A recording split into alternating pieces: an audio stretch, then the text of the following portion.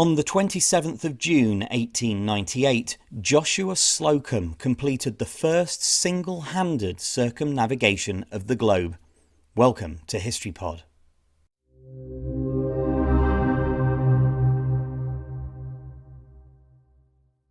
Joshua Slocum was born in Nova Scotia, Canada, but gained American citizenship after settling in San Francisco in 1865.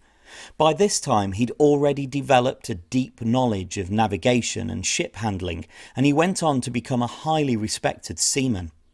His decision to sail around the world alone was driven by a desire for adventure and the challenge of achieving something unprecedented.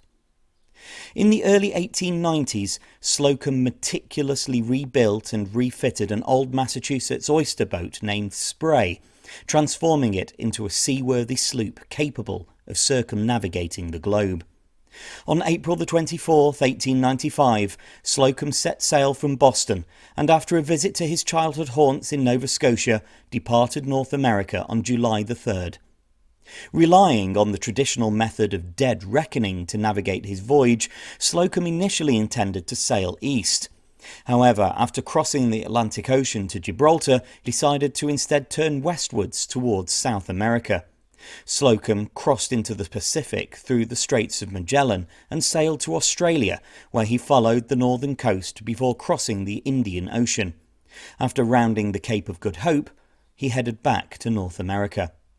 Slocum completed the first solo circumnavigation on June the 27th, 1898, after covering approximately 46,000 miles. His achievement demonstrated the capabilities of small sailing vessels and highlighted the potential for individual sailors to undertake long-distance voyages. He later published an account of his voyage in the book Sailing Alone Around the World, which has gone on to become a classic of maritime literature and which continues to inspire generations of sailors.